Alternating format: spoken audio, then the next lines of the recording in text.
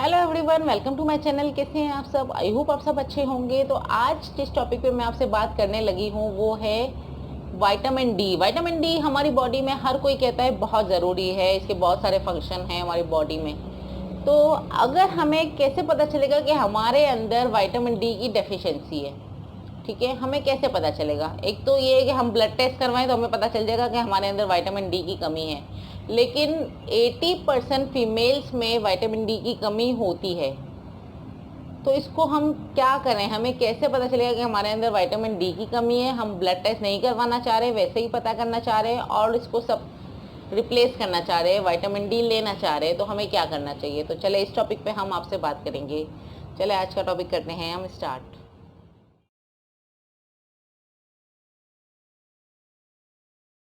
सबसे पहला साइन ये है कि आप कंटिन्यूसली सिक रहते हो, हर थोड़े दिन में आप बीमार हो जाते हो, नज़ला, खांसी, पेट में दर्द, लूज मोशन, हर चीज़ आपको, हड्डियों में दर्द, थोड़े थोड़े दिन में आपको ये प्रॉब्लम्स होती रहती है। इसका मतलब आप में विटामिन डी की कमी है। और विटामिन डी हमारे इम्यून सिस्टम को मजबूत करने के लिए बहुत ज़रूरी होता है। अगर हमारे विटामिन डी की हमारे अंदर कमी होगी तो हमारी इम्यूनिटी लेवल लो होगा और हर थोड़े दिन में हम बीमार पड़े होंगे। आप कोई भी काम करते हो, आप बहुत जल्दी थक जाते हो। ठीक है, आप बहुत जल्दी थक जाते हो, एग्जॉस्ट हो जाते हो, क्योंकि विटामिन डी हमारा जो स्लीप और वेक का साइकिल है इसको मेंटेन करता है। अगर विटामिन डी की कमी होगी तो हमें बाज़ दफ़ा ऐसा होता है कि हर वक्त नींद आती है, हर वक्त थकावट रहती है, कुछ काम हमसे नहीं हो रहा होता, हर वक्त थके थके से रहते हैं। ये विटामिन डी की कमी का एक साइन है। आपको हड्डियों में अक्सर दर्द रहता है, आपकी हड्डियां कमज़ोर हो गई हैं, आपको सीढ़ियाँ चढ़ते हुए टांगे दुखती है, कमर दुखती है, कोई काम कर लेते हो, इसका मतलब आपकी बोन्स में दर्द है, आपकी बोन्स कमज़ोर हो चुकी है। तो क्योंकि विटामिन डी हमारी बोन्स के लिए बहुत ज़रूरी है। विटामिन डी कैल्शियम को एब्जॉर्ब करता है बोन्स में। अगर विटामिन डी की कमी होगी तो हम दूध पिएँ, कैल्शियम की गोलियाँ खाएँ, कोई फ़ायदा नहीं होगा। विटामिन डी भी इतना ही इम्पॉर्टेंट है जितना कि कैल्शियम हमारी हड्डियों को मजबूत करने के लिए। आपको कंटिन्यूस बैकएक रहता है, किस वजह से रह सकता है? बैकएक हमें नॉर्मली विटामिन डी की कमी से ही रहता है। अगर आपको कंटिन्यूस बैकएक रहता है इसका मतलब आप में विटामिन डी की कमी है। अगर आपका मूड हर वक्त ख़राब रहता है, कुछ भी करने का दिल नहीं चाहता, हर वक्त आप डिप्रेस्ड रहते हो, तो इसका मतलब विटामिन डी की कमी का ये भी एक साइन है। बिला वजह के लिए परेशान होना, बिला वजह आप डिप्रेस हो रहे हो, कोई वजह नहीं है इतनी बड़ी, आप छोटी छोटी बात पे डिप्रेस हो जाते हो, टेंशन में आ जाते हो, इसका मतलब आप में विटामिन डी की कमी है।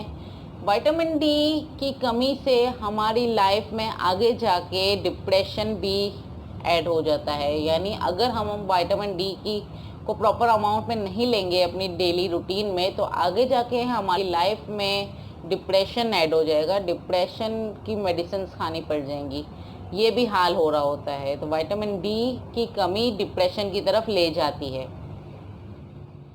आपके मसल्स हर वक्त दर्द कर रहे होंगे, हर वक्त मसल्स में पेन हो रहा होगा, ज़रूरी नहीं है हड्डियों में दर्द हो, मसल्स में भी हर वक्त पेन हो रहा होगा, तो ये भी विटामिन डी की कमी का एक साइन है। क्योंकि विटामिन डी हमारे मसल्स की स्ट्रेंथन के लिए, उसकी मजबूती के लिए भी ज़रूरी होता है।